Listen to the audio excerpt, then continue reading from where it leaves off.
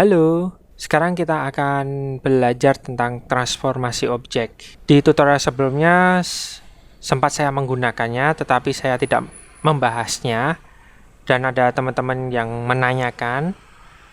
Ya, ini adalah lanjutannya ya, yaitu transformasi objek. Apa itu transformasi objek?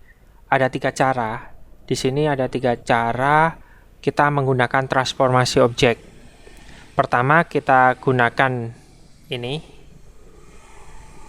icon ini. Kedua, kita klik kanan menggunakan ini. Yang ketiga, kita menggunakan keyboard atau yang sering kita sebut dengan shortcut. Oke, kita langsung praktekkan aja ya di sini. Kita akan menggunakan teapot seperti ini. Oke, di sini kita akan lakukan transformasi objek. Ada 3 transformasinya ya. Pertama, select and move. Oke. Kita menggunakan ini, kita seleksi. Jadi ini ada 3 anak panah. Yang pertama ini yang merah ini X, yang biru Z, kemudian yang Y ini warnanya hijau. Jika kita arahkan ke sumbu X, maka dia akan berjalan sesuai sumbu X. Kita klik kiri, kita tahan, kita tarik sesuai yang kita inginkan. Seperti ini. Begitu juga kalau kita menggunakan Z. Seperti ini. Atau menggunakan Y. Jika kita ingin menggerakkan semuanya, atau terhadap sumbu X atau Z, kita klik ini. Maka ini bergerak sesuai yang kita inginkan. Di sumbu X dan Z. Tidak mungkin ke sumbu Y. Kalau semuanya seperti ini. Ini antara Y sama Z. Oke, seperti itu. Kemudian di sini ada rotasi. Select and rotasi. Kita akan gunakan ini. Misalkan ini seperti ini ya. Di atas itu ada yang berubah. Kita ALTW aja biar jelas. Nah, ada yang berubah ya. Berubahnya ini tidak snap ya. Karena kalau kita misalkan membutuhkan rotasi 90 derajat sangat sulit untuk mengepaskannya. Ya kan, sangat sulit. Maka dari itu kita akan gunakan ini. Kita bisa klik kanan ini.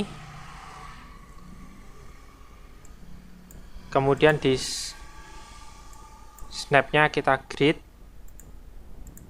Oke. Di sini grid space-nya 10 inci. Kita klik sini. Maka tiap 5 ya kan, tiap 5 derajat ya. Nah, jadi kalau kita pengen ini gerakannya 90 derajat, maka kita ganti ini menjadi 90 derajat. Oke, seperti ini. Ya, ini posisi 90 derajat. Seperti ini ya. Kita kembalikan posisinya. Misalkan kalau kita tidak ingin snap lagi, ini klik kiri aja. Udah tidak snap. Oke, setelah ini kita akan lakukan ini. Scale.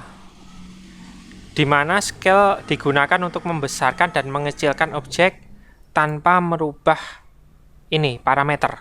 Kita lihat saja ya, parameter tidak akan berubah walaupun kita kecilkan atau kita besarkan. Jadi kita akan membesarkan itu ada 4 cara. Membesarkan lewat X atau Y atau Z, atau membesarkan keseluruhan. Kalau keseluruhan semua akan besar. Kalau kita besarkan cuma X, maka akan seperti ini. Atau Y akan seperti ini. Atau X akan seperti ini. Seperti itu. Nah, itu cara menggunakannya manual ya, lewat sini. Ada lagi cara tap in. Tap in ini kita bisa klik kanan di sini, atau kita bisa gunakan ini. Misalkan ini kan bergerak tuh yang bawah itu. Nah, kita akan kembalikan dia ke normal. Caranya cukup mudah, kita klik kanan sini. Biar jadi 0 ya. Kanan, kanan, kanan. Kemudian kita akan rubah dia menjadi rotasi. Rotasi ini kita juga klik kanan, klik kanan, klik kanan. Oke, seperti itu ya. Kan seperti ini. Kemudian untuk scale kita buat ini 100 biar kembali ke semula. Oke, seperti itu. Kita lihat rotasinya, kita kembalikan normal 0000. Oke, seperti ini. Itu tap in atau kita bisa edit di sini, klik kanan di bagian sini. Nah, seperti itu. Jika kita ingin menggunakan shortcut itu lebih mudah. W untuk menggerakkan atau move, E untuk rotasi, dan R untuk scale. Oke, itu cara-cara penggunaan transformasi pada 3ds Max 2016. Untuk pelajaran transformasi cukup sekian ya. Kalau ada pertanyaan biasa WA, SMS, atau komen. See you next tutorial.